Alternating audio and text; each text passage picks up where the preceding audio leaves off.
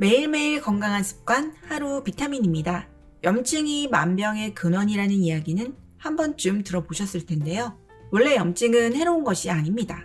염증은 이물질이 생체에 침입했을 때 작동하는 초기 면역 반응으로 열이 오르고 아프며 몸의 특정 부위가 빨갛게 붓는 증상이 나타나게 됩니다.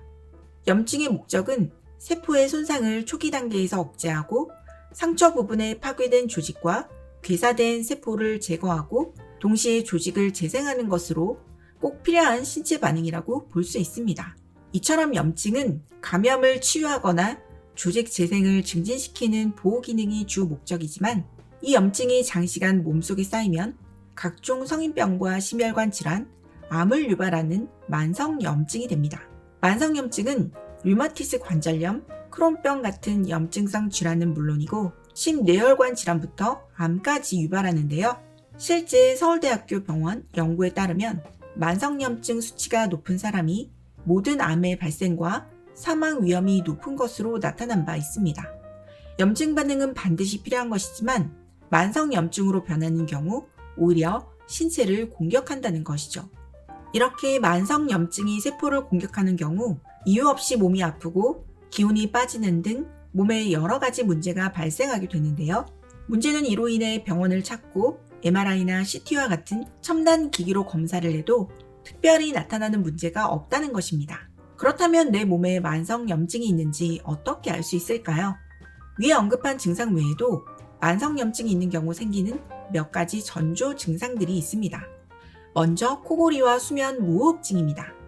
코를 곤다는 것은 숨길이 막혔다는 것으로 막힌 길을 뚫고 산소가 움직일 수 있는 길을 확보하기 위해 큰 소리를 내며 숨을 밀어내는 것이 코골이인데요. 이런 코골이가 6시간 수면 중 1시간 반 이상 지속되는 경우 체내 산소를 공급하는 경동맥에 부담을 주고 혈관을 두껍게 만들기 때문에 생명을 위협하기도 합니다.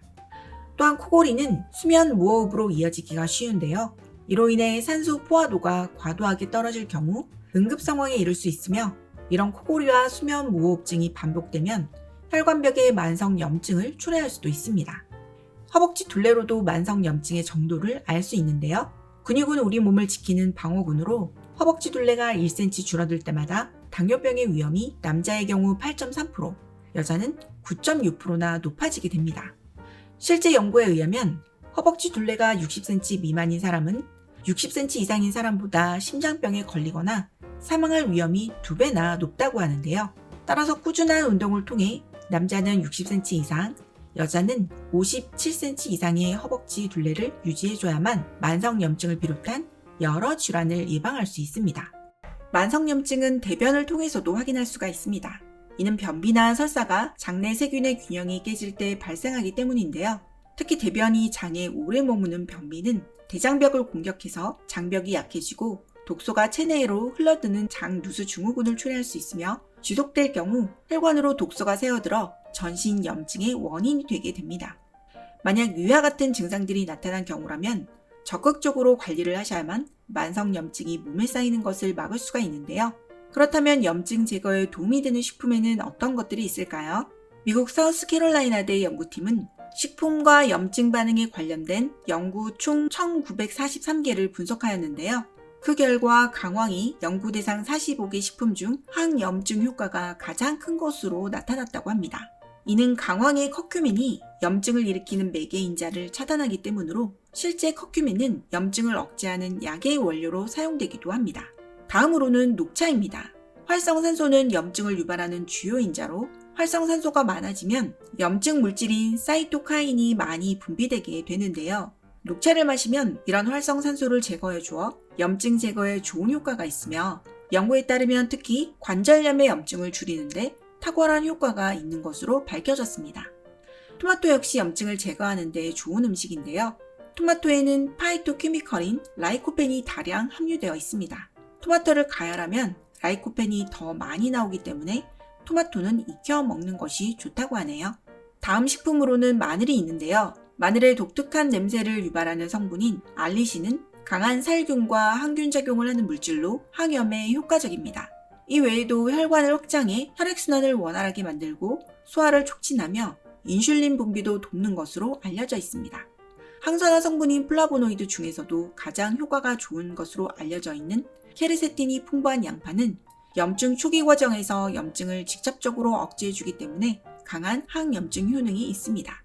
또한 양파는 혈관 내부의 지방과 콜레스테롤이 쌓이지 않게 도와준다고 합니다.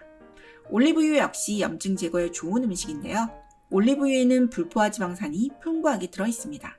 미국 관절염 협회에 따르면 불포화 지방산은 염증과 통증 감소에 도움을 준다고 하네요. 콩류에 다량 함유되어 있는 이소플라본 역시 항산화 작용을 해 염증을 줄여준다고 합니다. 이소플라본은 콩에 천연으로 존재하는 식물성 에스트로겐으로 우울증과 골다공증, 고혈압, 동맥경화증, 암 등을 예방하는 데 좋은 효능이 있으며 콩에 함유된 오메가3 지방산도 항산화 작용을 해 체내 염증 수치를 낮추는 데 도움을 줍니다. 참고로 콩으로 만든 두부등과 같은 식품에도 마찬가지로 이소플라본이 풍부하기 때문에 두부로 편리하게 섭취하셔도 됩니다. 반면 식용유나 액상과당, 붉은 육류는 반대로 염증 수치를 높이는 음식이기 때문에 과도한 섭취를 피하셔야 합니다. 여기까지 염증이 생겼을 때 나타나는 증상과 좋은 음식에 대해서 알아보았는데요. 좋은 음식을 섭취하는 것 외에도 지속적 운동은 선택이 아닌 필수입니다. 특히 하루 1시간씩 빠른 걸음 정도의 유산소 운동을 꾸준히 해주는 것이 좋은데요. 이렇게 걷게 되면 근육에서 염증 조절 물질인 인터루킨6와 카테콜라민을 분비시켜 염증 세포가 활성화되어 사이토카인이 생성되는 것을 억제하기 때문입니다. 실제 외국의 한 연구에서는 러닝머신에서 20분만 운동을 해도 약 5% 정도의 염증 유발 물질이 감소한 것으로 나타난 바 있습니다. 구강건강 역시 각별히 관리를 해주셔야 합니다. 치주염은 심혈관 질환이나 당뇨병의 발생 위험을 2~3배 정도 높이기 때문인데요. 실제 구강에는 700여 종의 미생물이 상주하고 있어 매일 세균과의 전쟁이 벌어지는 곳이기도 합니다. 따라서 식후 양치질을 시간 치솔이나 치실 사용을 통해 구강 위생을 철저히 하는 습관을 들여야 치주염으로 인한 만성 염증의 위험을 예방할 수 있습니다. 매일 한 줌의 견과류를 섭취하는 것 역시 염증 예방에 효과적입니다. 견과류에 들어있는 오메가3와 항산화 물질과 비타민, 무기질은 강력하고 안전하게 체내 염증을 낮춰주는 효과가 있습니다. 오늘은 염증이 우리 몸에 미치는 영향과 염증에 좋은 음식에 대해서 알아보았는데요. 오늘 내용 도움되셨나요? 구독과 좋아요, 알림 설정 잊지 마시고 지금 바로 꼭꼭 눌러주시고요. 오늘 내용이 도움되셨다면 이 영상을 주위 분들에게도 널리 공유해주세요. 그럼 저는 다음 시간에 더 알찬 내용으로 찾아뵙도록 하겠습니다. 시청 감사합니다. 안녕.